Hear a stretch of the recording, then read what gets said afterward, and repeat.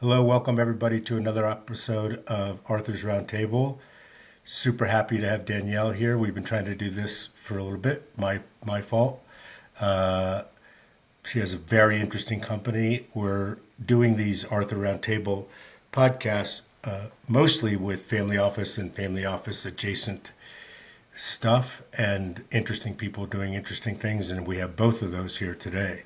So super excited to have you, and thank you for having me on your master class. It was a lot of fun, and we got a lot of good feedback, and it was super well done. I appreciate it very much. Oh, my So pleasure. yeah, so what I'd like to do, if it's okay with you, is just tell us about your journey. I know Yeah. what you're doing, and a lot of people are paying attention to family office access, but I'm not sure many know how you decided to do all this. Yeah, I would love to share the story. It's very non-linear. Born and raised in California, passion for art. You know, when you excel at some things and some things are very hard. Well, later in life, I found out I'm dyslexic and I have ADHD. Of course, those things weren't really diagnosed when I was young, but I think they're my superpowers. I worked really hard in school just to, make the grades, make my parents proud. You know, I'm one of four. My siblings are all, it just comes naturally to them. Like my sister went to Stanford. She hardly ever had to study, where it was different for me. So I think they are my superpowers. It meant I worked really hard in school. But my knack, I was in the gifted program for anything art related. So very creative, out of the box thinker. I kind of joke I'm right brained, left handed, dyslexic. So, where does that lead you? I think ultimately the path of entrepreneurialism, but that wasn't at all my goal. I went to UC Santa Cruz, went to a UC California school, studied fine art. After graduating, got in my eyes the dream job. I worked for Franz Lanting, who's a wildlife National Geographic photographer. And Wow, yeah. yeah, really, really incredible man, and his network and his passion for sustainability, all of it was really inspiring. And his wife, it was really fun to work for, this husband wife team, see the dynamic there. Christine Ekstrom, she's incredible. She was a videographer and she's a writer. So they were this power couple, they would publish beautiful books from their different journeys. And they always had a slant for, preserving the environment. And they would do a lot of philanthropic work. And each year they'd host a big show that people in Santa Cruz would get excited about, featuring their work and always some powerful message and fundraiser. But 2008 hit, and at the time, my husband, Warren, who is the ultimate entrepreneur in the family, he had built himself a really great landscape design business and, poured his heart and soul into that. He recommends for other entrepreneurs out there, it's a really great business to just learn the insides out of everything, running your P&L, managing people.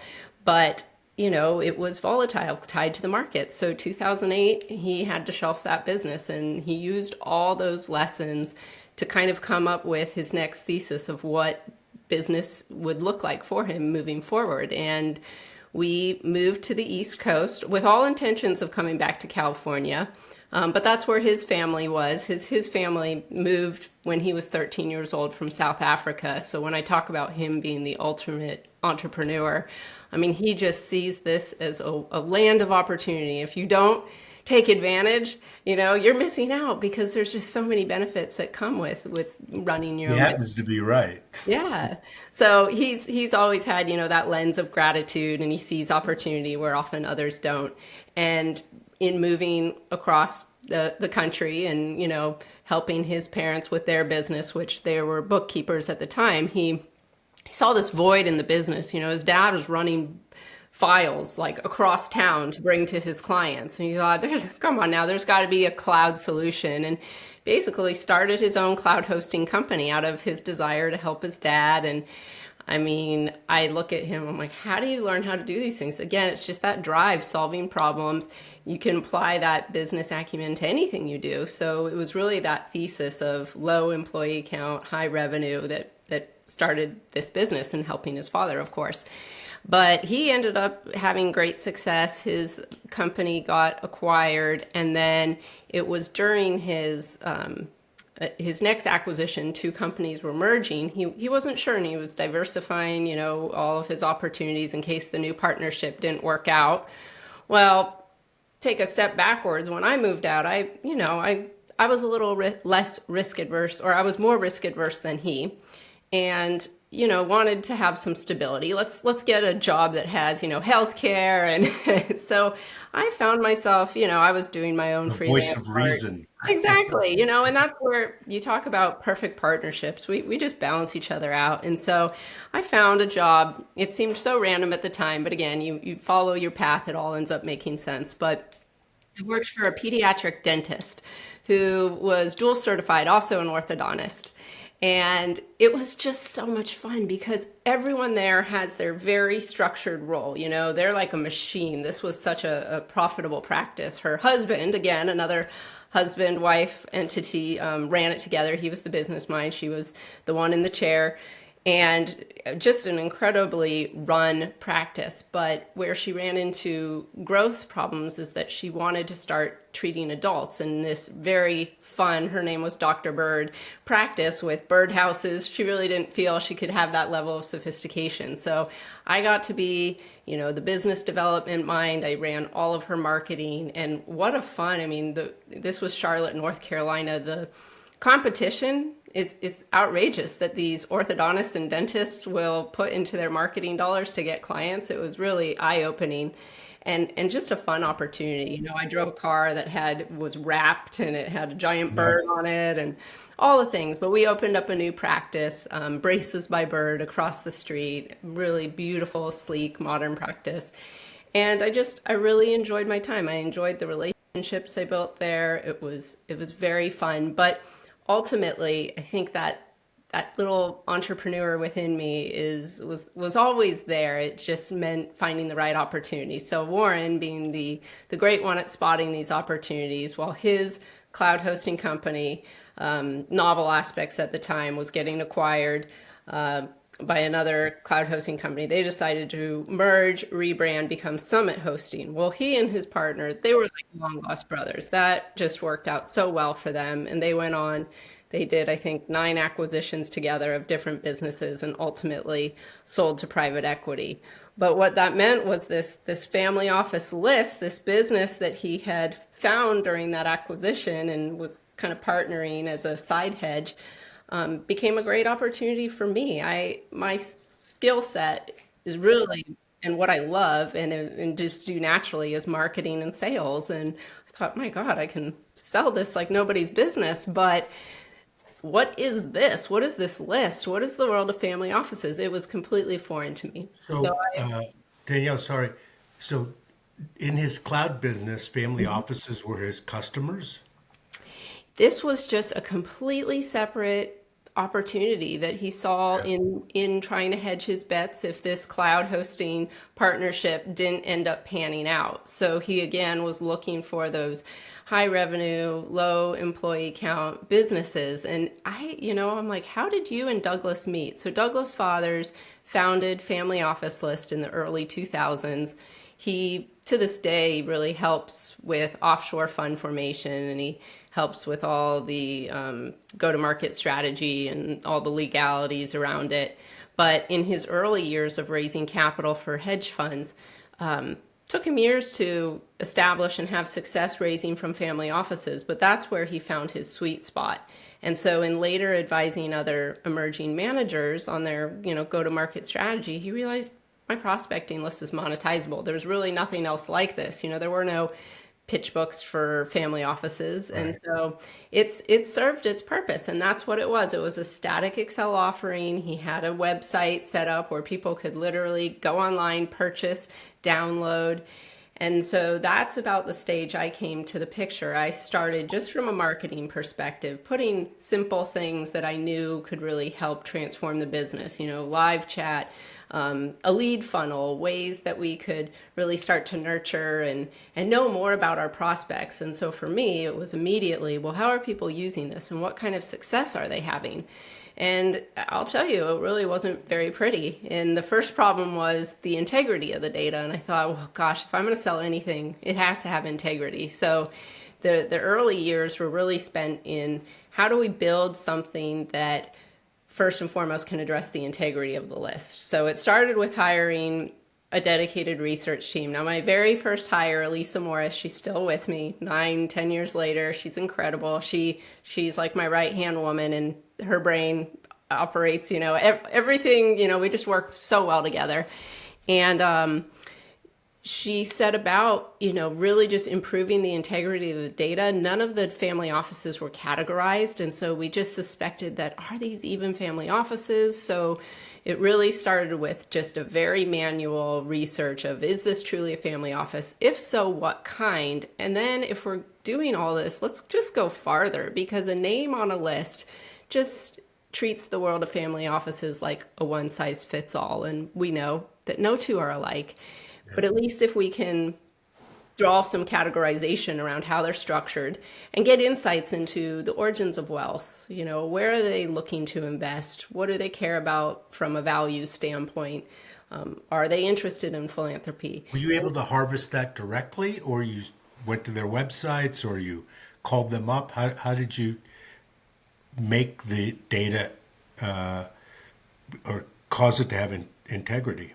Yeah, great question. So really in the early years, it was a lot of just harvesting information that was publicly available, whether it was from their websites. We did have access to a few third-party websites, Deal Nexus, and things that were showing M&A activity, so we could kind of touch into what those actual investments were. But what I've learned, I was far too timid in the early years, again, just kind of feeling like an imposter. I didn't come from this world. I didn't study finance. I was very timid, where I think families are looking for collaboration opportunities. They're looking for like-minded investors and partners. And when you treat them with respect and come to them with a value add perspective, like, look, I'm not just looking to sell your name to anyone. I'm actually looking to help you. Let's collaborate. They're very open. I find, making introductions, meaningful introductions, goes so far, especially when you truly are looking out for their best intent and what can help and what ways they're looking to grow or partner. And so to answer your question, yeah, in the early years, it was a lot of just publicly available information. We still do that. We pull from all different sources. Our actual tech stack has an integration into Crunchbase, so it can enrich our profiles to show, okay, here are those investments. We have a news feed, so if they're ever mentioned publicly in the media, you can track that and you can get notifications when anything new is added. But the trend I've seen is more and more families are actually building their brands, and they're looking to collaborate, or they have their own initiatives. They have their own funds now to support their portfolio companies, or they're just looking to syndicate with other families. And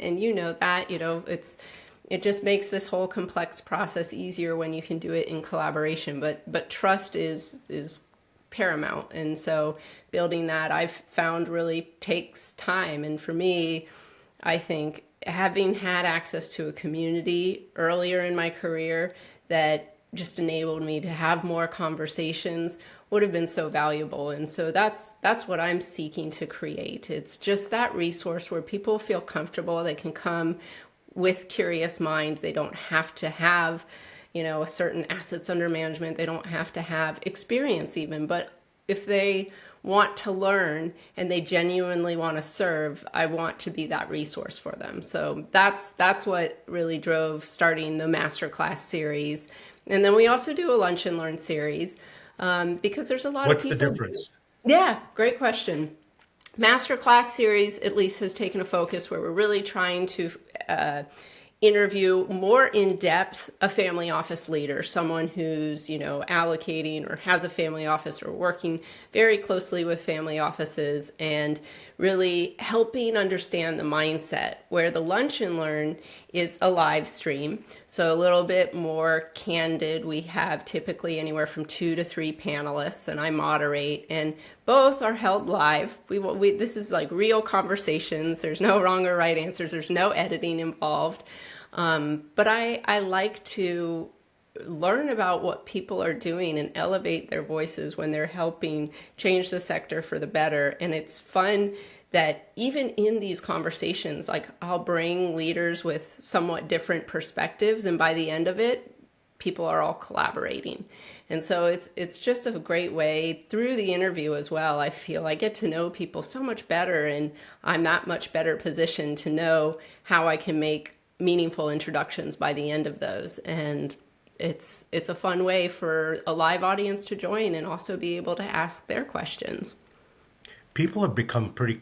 There was Zoom fatigue through COVID for a lot of us because we were so accustomed to pressing the flesh and being in person, and that all went away. And I think the end result, at least presently, is that people are super comfortable with the whole, virtual thing, right?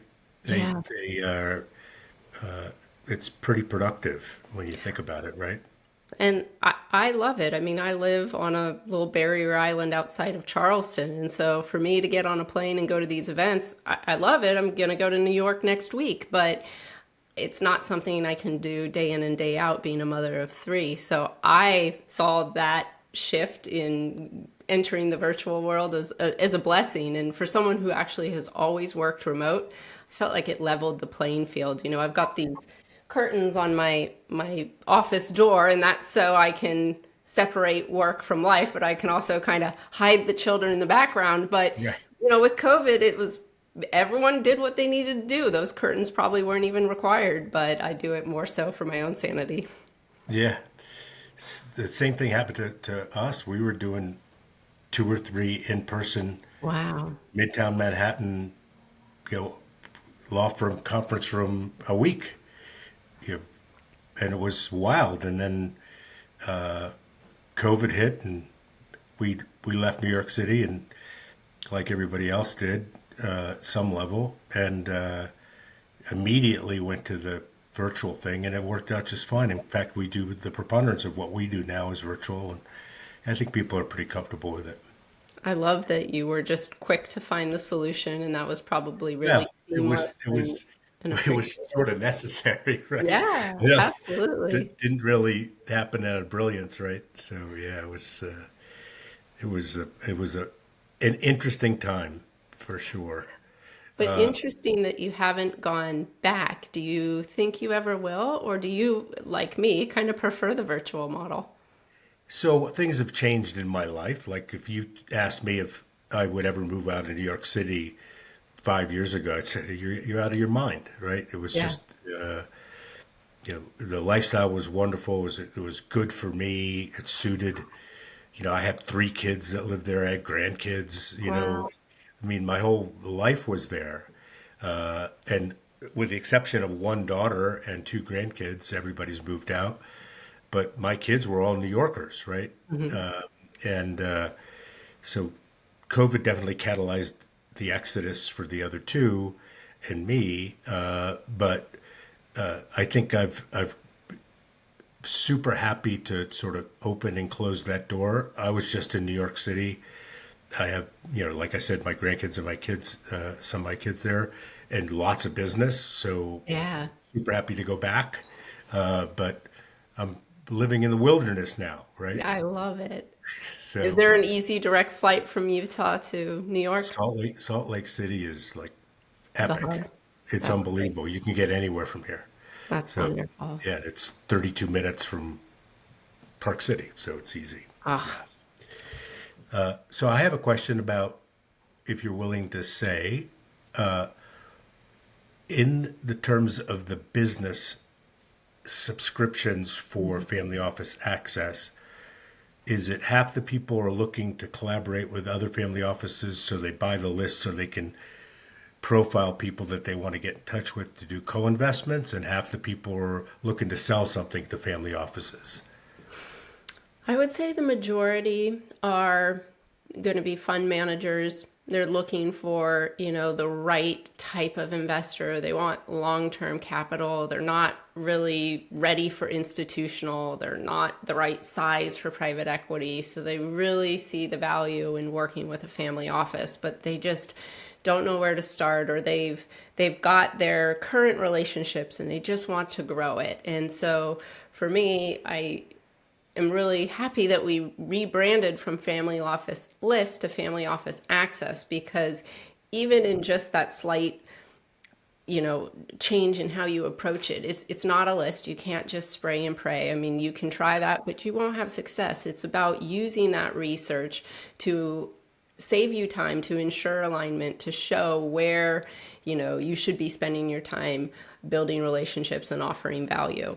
And so, yes, most people have very specific goals, objectives, and they want that investor that brings more than just capital to the table. And so this data helps them really find that. And the tough part is, making that connection. The easiest way is a warm introduction, and everyone wants that. And, you almost have to build the relationship with me first before I'm ready to make the warm introduction. So you can't monetize that.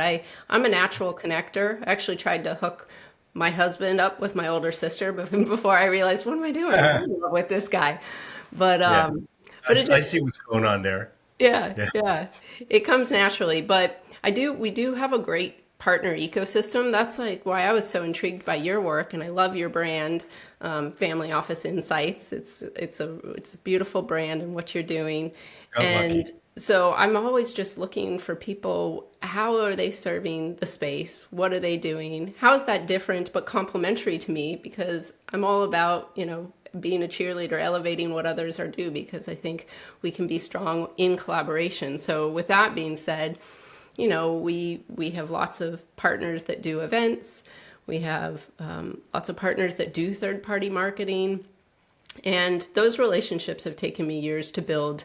I don't just want to recommend anyone, but when I see the integrity behind the business and I see tangible results, I've got some really great partnerships established. One, Capital Plus, Alan Chu, he does the outbound marketing manager, where he's not in the business of doing data, but he's a great, brilliant marketer. He's earned the battle scars of doing things the wrong way, and now can advise clients on the right way and helps them with the path, the marketing plan, and then he actually executes that for them. And so it's a lot of storytelling, thought leadership, brand building, making sure everything's polished, easy to digest. You don't want to send just this cold transactional email on your very first exchange. So it's nice to work with him and to see those strategies, and then to get to capture the case studies, the successes, and share those with our community, so they really understand the data lays the foundation, but the approach is so important. And it does take time, and that's, in this day and age, everyone wants a shortcut. And so I recommend leverage your network, build your network, figure out how you add value to the space, whether it's providing education, whether it's, I started going to family office conferences and volunteering. Like, hey, do you need help at your check-in? And I've done Yeah. that for so many groups, and they're happy Good to have my idea. help. And Good idea. they're always stumped at why I would want to do this. And I thought, well, it's a great way to meet people. And I'm a worker bee, put me to work. And, but it also was a way that I could add value and participate. And so I encourage people to do the same, to figure out where their unique skills and strengths can really be an asset. With many family offices, they may want to invest in something, but they're not experts of that domain. So using your expertise, helping with the diligence, bringing, really solid deals and partners to the table, all those ways of collaborating over time. But the trust is the foundation. Totally. How much heavy lifting is involved? I'm asking the question probably in a convoluted way. How hard is it to keep the data up to date? Yeah. That was honestly the hardest part, and what drove us to first launch the first platform. So I'm now on my third set of developers, and I've learned a lot of lessons as an entrepreneur. You're the worst. I Love you mean, yeah, guys, but it's like you get painted with that brush. Yeah. yeah, it's like whatever they tell you it's going to cost, double it and take Yeah. double the timeline. However, knock on wood, I absolutely love the team we're with now. Just wonderful, helpful people. Actually, the way I found them was they helped me get out of a mess from one of the prior developers who, tried to put everything in their name. And Yeah. Anyhow, the very first one, it was self-funded. So as the business made money, we reinvested. And I love founder-led sales because I learn, what is it that you need? What is it that you want? What is it that we don't have? And I take that to heart. And if anyone unsubscribes, I ask for feedback. If it's ugly, I don't care. I want to know Of because, course. if Want the it's not bad news at you, the speed of light. exactly. So Yeah. I really do take that feedback to heart. I work to have a relationship with all of our clients. If I can elevate them, if I can feature their expertise in a lunch and learn, like, let's do it. We all win. So the development really helped in the organization and the maintenance of the data because we could tie into existing technologies like Rocket Reach, Never Bounce. We were manually running the data through these things, but now it's actually integrated into the tech stack. So if something's shown as undeliverable, we don't want anyone dealing with invalid data. It gets pulled, put into an area where the researchers can see, is there a change in C-suite? Have they changed their domains? Is there a new branding? And that actually happens quite often. And so that's one of the ways that we maintain. Now, of course, quarterly, we also want to look at mandates and make sure, they're actively allocating, everything's still accurate. So there's a lot of manual component to it. And we haven't found a way that we rely on in terms of adding new family offices because our data is proprietary. And if we're going to start scraping other data providers, I think we're just going to get a lot of garbage. There's a lot of, Yeah. service providers or hedge funds or, and they're not really family offices, at least the way we're categorizing. And we don't advertise to have every family office in existence, and that's not our goal. We curate the list of those that we see actively allocating. And if anyone has come to us and said, how'd you get my name? Take me off this list. We've always complied. And excitingly, more and more are coming to us. They want to create a profile. They're looking to partner. And that's always my favorite calls. Well, tell me more about your family. How are you looking to partner? If you want to have a public presence, we can interview you in our masterclass, and so those are always fun, and connect them with conference providers if they aren't yet plugged into some of those groups. There's a bit of a counterintuitive reality that there are many family offices, even though by definition they want to be private because they can, they are looking to look for deal flow, for example, or collaborate with other family offices. Collaboration is a bad word. They want to learn from their peers, right?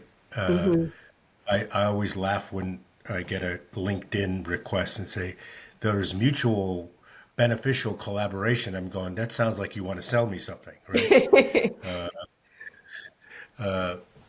Which is okay. I mean, there's nothing Yeah. wrong with that. It's just, it's kind of like you just revealed that you want something for nothing, right? Anyway, just so funny. Yeah. So, what percentage, if you know offhand, of your members are single family offices rather than multifamily offices? And is Yeah. that distinction important for your membership? I think so. I always ask people, ultimately, what are your goals and what does that perfect profile for a partner look like? And we do categorize. So about a third are single family office, a third are multifamily office. And then we do have the remaining third, a combination of family foundations and select asset managers who will allocate on behalf of those families. Not really RIAs. We have a separate RIA database that people can add. But I do tell people having as much context in how this family office is structured so you really can think about, well, who am I speaking with and, what's the intent of the family office? If it's a single family office, they're managing ultra high net worth for one individual family. So really learning about that family, is the decision maker a family member or have they professionalized and hired, a chief investment officer? And so we have filters, you can filter by the size of the family office, when they were founded, because again, having this context just really helps you understand where they're at, where their pain points, but also where the opportunities might lie. And so when working with a multifamily office, depending on the service provider, it could be very different. Some great example of a client of ours, we're actually in the process of doing a case study. Josh Canner, he is one of the nicest human beings. He has a brother and a sister. His father passed away. They took over the family office, but it was years of unraveling court cases and documents and just assets after assets. And he was like, this is a nightmare. And he created a incredible technology solution to organize and bring transparency to your assets across the board. But what was really interesting in the way he did it is, yes, this painting that I inherited from my father has a certain monetary value, but it also has a personal value because he inherited it from his grandfather. And that's one, like, I wouldn't want anyone to sell. And if I don't document these things, people just may not know. Lots gets lost through these transitions. And so having well documented, well organized, but also the who's who of the family. If you have multiple properties and there's different service providers tending to them, you need a central hub. And I'm very visual, and so that organization and being able to see it. So anyhow, Josh is a subscriber. He runs a family office, but this beautiful technology called Leaf Planner that he's created, they do have to sell it. And it's interesting to hear his perspective because he's a member of Fox, the family office exchange. Yeah. And he's like, I wear two hats. I'm there as Josh, who runs the single family office. And we don't talk about Leaf Planner because we don't sell. But they also have, I guess, a technology arm where he's like, I'm a part of that and I can advise people on technology solutions, but I don't mix the two. And so for him, it's, selling. He has to have a salesperson to do it, although I think he does a great job telling his own story. And that's why we featured him in a masterclass, which I loved. But his salesperson specifically targets the multifamily office, going back to your point, in a very different way than he would a single family office because they have an enterprise solution that can be white labeled. So the multifamily office can make it look like their own solution for the multiple families. Yeah. Exactly. And so having that categorization helps, and it helps you be more thoughtful and more targeted in your marketing messaging. How does this serve? How does this add value? And you can't just really blanket things, but at least, in some of those categorizations, you can make sure the messaging hits the appropriate audience. So we're often asked, I'm sure that you are, that what are the trends in family offices? And it's kind of a silly question in some level because everybody's so different. Mm-hmm. Actually, the question that's often asked that's silly is, what are family offices investing in? Well, yeah. Right? Totally depends. Yeah. But I think I'm wondering if you've experienced the same thing in the last year or so where there are two things that family offices are keen on solving. One is the technology platform for which they can aggregate their data and report it rather than spreadsheets in the back. And this has been an ongoing problem for a long time. But a lot of private equity has invested and raised a lot of money for companies that have solutions for that. Mm-hmm. And then secondly, the cybersecurity risks that are associated. We see those two things as being talked about a lot. Are you experiencing the same thing? Oh, absolutely. One of our partners in the conference space, Digital Evolution Institute, run by Tracy McWilliams. She's got a single family office in Los Angeles. And then her partner, Julia Valentine, and Brinkley Sky. They're three, female led, but their group is all about creating this think tank where entrepreneurs and people building solutions to these problems can come together and talk about it. And again, families like to learn from each other and they want to educate. So tell the stories, even the horror stories, just to raise awareness of what's possible and what's capable, because sadly, you sometimes learn these lessons after the damage has been done. So having solutions, understanding systems put in place to protect yourself, as it is becoming, yeah, just increasingly alarming. And so we see a lot of focus on that. I find it interesting as well that so many of these family offices are gradually adopting technology, but often because it's, it's very proprietary data, or there's someone managing it who doesn't necessarily want to let go of that responsibility. I mean, that's his job. They often create their own technology. And so I know, a handful, almost like 10 different family offices that have their own solutions, who have decided, oh yeah, we'll make this available. We'll sell it to other family offices. Like Tracy McWilliams, for example, she started Jaspi, and it's a great way to keep track of your different alternative investments. But to your point, yeah, there's also these big, very well funded, technology solutions funded with deeper pockets. And so it will be interesting to see over time what ends up sticking, and if there's a kind of a one size fits all. I don't think so, because there's no one size fits all in the world of family offices. So the more adaptive, and there's some great, advisors out there who will work with you to build the right solution, since not everyone needs everything. And some really great advice. I spoke with someone recently who really specializes in building the tech stack. He says, just like with a multifamily office, if there's a component of it that you don't like, you can't just, fire the accountant within the family office. You've just got to leave. And so with your tech stack as well, it's nice to rely on the different components that you need, not necessarily one thing, but have them all talking to each other. So if there's an area that really can be improved upon, you don't have to now quit the whole system, because that can be really overwhelming and sometimes prevent people from making the needed change. So Yeah, there's the incumbent wasn't built here. I'm going to lose my job. We've been doing it on the spreadsheets for 25 years. They work good enough. And then it's the traditional problem of, okay, what is the process from going from that to this? And it's like I you were lost saying you with for a your, minute, Arthur. You froze, but you might be oh, able to hear me. I can hear you. Is that better? Trying to reconnect.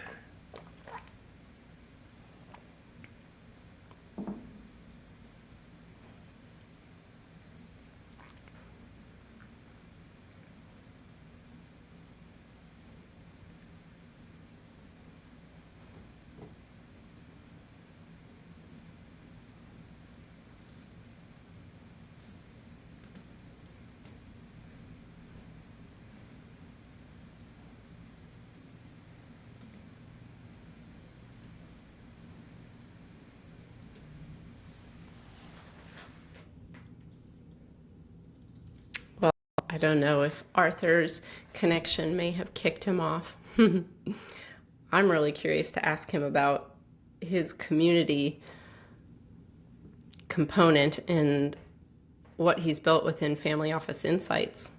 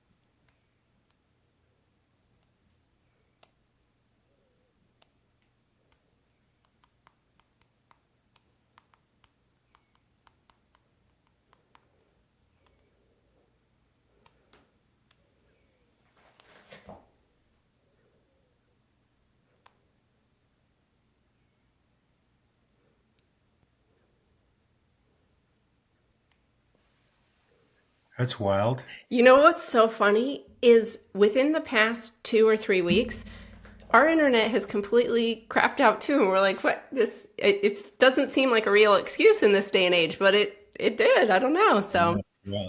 it's not, Yeah, it not just you. seldom happens here. So we're Yeah. still recording. I think it just picked up where it left off. Cool. So What were we talking about? Oh, we were talking about Digital Evolution Institute. Yes. And the importance of, yeah, just cybersecurity.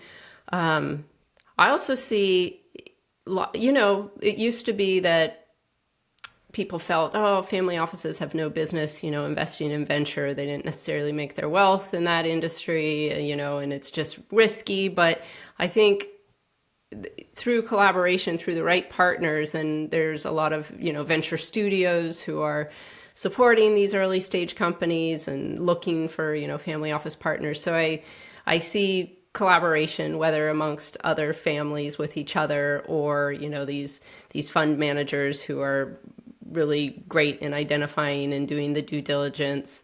I think too, I'm encouraged by all of the impact investing and, thinking about how we make our communities better and the values we'd like to continue forward for the next generation. And, they talk about the wealth that's going to be going into the hands of women and more women leaders in the family office space, which is encouraging because I think we're naturally very collaborative. And I think, it's not smarter. about a man or a Yeah. woman. I think we all need to collaborate together to be strong. Yeah. Yeah. Women are by definition smarter anyway. So one of the things that when we were talking about technology, I'll share that I got what I think is very good advice from the founder. There was two founders of Reddit. I interviewed him thanks to Shelley Gollin at Mercury.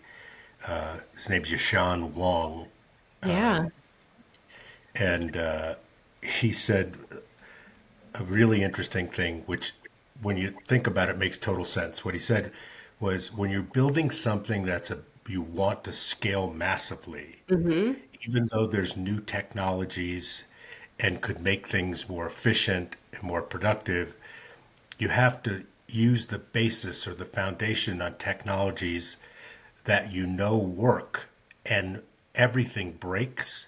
The more important thing to know is how to fix it when it breaks. And so when building something to scale, the argument is use older technology because your tech stack and your developers will know how to fix it because it'll eventually break on some level. So he was making a case for, the devil you know, the devil you don't know. Like if you put Yeah. new technology in, you don't know where the bugs are, right? Right. And you don't want to be the guinea pig Absolutely. for that. Absolutely. So it was And, from interesting switching, insight.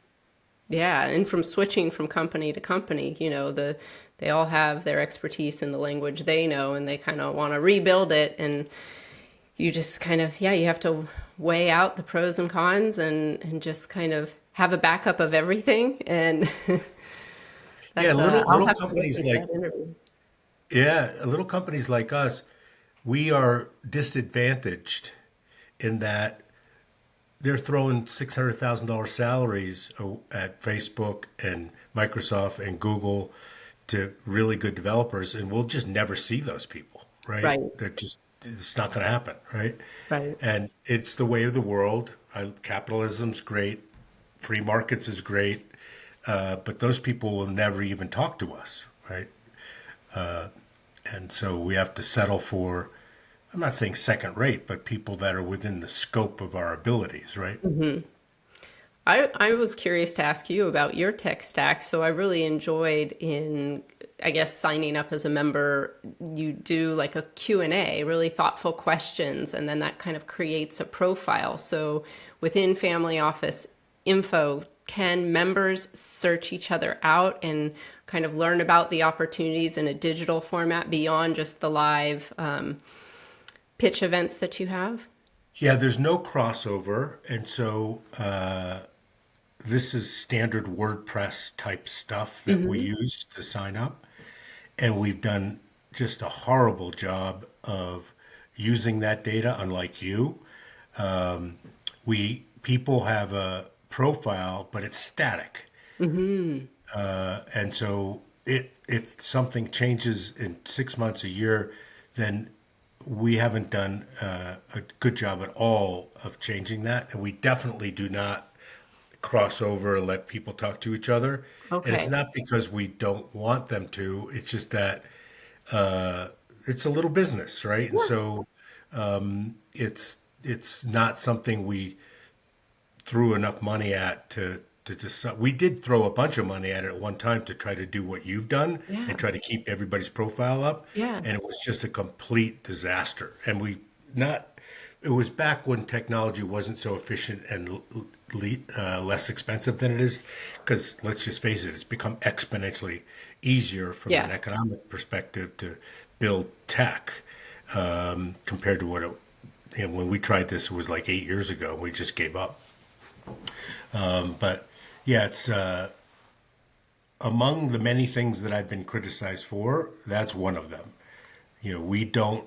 The only collaboration or connectivity happens is when we do the in-person stuff, and then when we would, with intention, be asked to someone to connect us with another family office that is doing certain things. And of Mhm. course, we're in the business of helping people raise money, but we're Right. not getting paid to do that in the traditional investment banking type way. Right. So there's only a limited amount of active or proactive connectivity post, let's say now, the webinars. Yeah. Once somebody pitches, we give them the list, and it's up to them to do the follow up. Like, we're not Right. involved. There's just not enough money involved to get involved, Right. right? So, I mean, and the community likes it that way. Like, if Yeah. you ask them, it's like, yeah, it's great that, Arthur, you're not chasing us and the person that pitched, right? So, Right. Well, and it's a model that works. You wouldn't have 120 pitches a month to consider in these events if it wasn't needed. And I think that's just, there's not a ton of people doing this, which is surprising. It's very shocking to me. Again, when I try to find partners, I have to make sure that their solution is one that has integrity and that I would trust, and that I myself usually, like, I'll have to sign up, I'll have to try it. And so there's just, I think you've built something really unique. I don't know. Would you say that you have any competitors? Anyone else doing these? on some level, there's people out there doing similar type things, but part of the reason why it's not a viable business construct for others is because I don't need to squeeze every dime out of it. I've got so many other things that I'm doing that it is just nice the way it is. Everybody's happy. We know the value of it. People get money as a result of doing it. And so we don't need to self-aggrandize it any further because it's the proof's in the pudding. Yeah. And the real value is the two constituents that need to be happy are the people who pitch and the members who get on the pitches, and they're happy.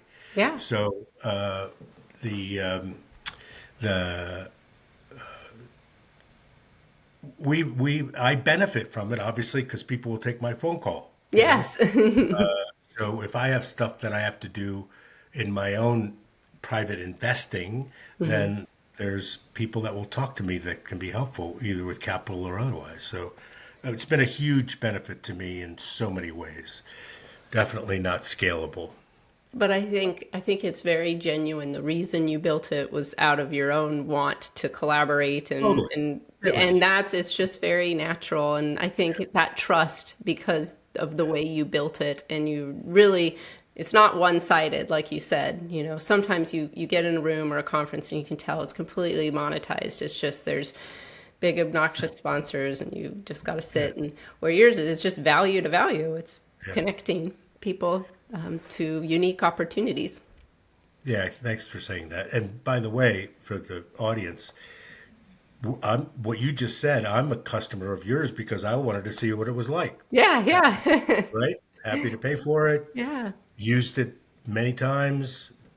Uh, I'm a delighted customer. Aw, well, thank you. It Yeah. was very, I was honored to see your name pop up when you first became a client, and I thought, oh, we just need to talk. So I love it's taken us time, but yeah, I'm so honored to have gotten to feature you, and I'm happy to be Yeah. having this conversation, learning more about your business and you even That today. was fantastic for having me. I really appreciate it. Got a lot of good feedback. So. Oh, good. All right, we're going to wrap it up.